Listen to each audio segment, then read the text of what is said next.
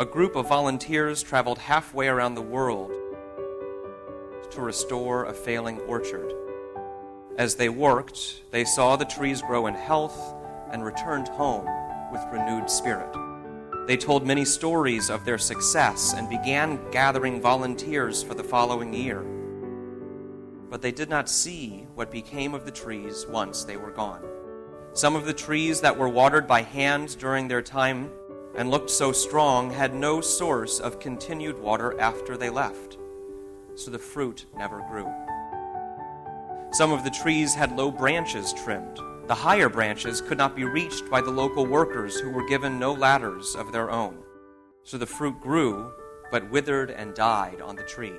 Some of the trees were uprooted and replanted in another part of the field that looked better, but that local workers knew often had terrible windstorms. So the fruit grew, but was blown off before it ripened. But some of the trees remained in the part of the field recommended by the local workers, had an irrigation system built with local materials, and were trimmed in a way that the workers could still access all the branches long after the volunteers returned home.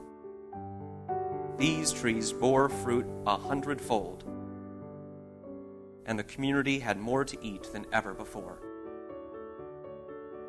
And he said, "Let anyone with ears to hear listen." Then those closest to him asked what this parable meant. He said, "To you has been given the secret of curing the sick." The volunteers are well-intentioned medical professionals. The orchard is the community where they volunteer or send supplies. The trees that were watered for a while but were left to dry out are the patients who were given short-term fixes to long-term problems. It seems better to give them medication or donate whatever supplies are available, but sometimes something is not better than nothing. The trees that had fruit wither and die on the high branches because the local workers had no ladders. These are the patients who had complications arise after the volunteers left. The volunteers get the praise for the good, and the local health workers get blamed for what goes wrong after they leave. The trees that were replanted in a seemingly promising but ultimately devastating part of the field suffer because the volunteers failed to recognize the local workers know vital information about their own communities.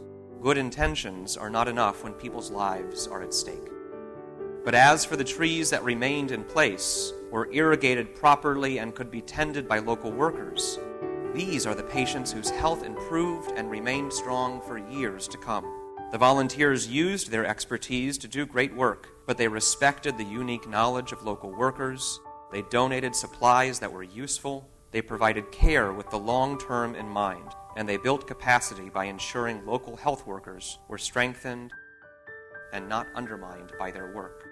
100-fold bounty is just the beginning. There is good work to be done, and with God, all things are possible.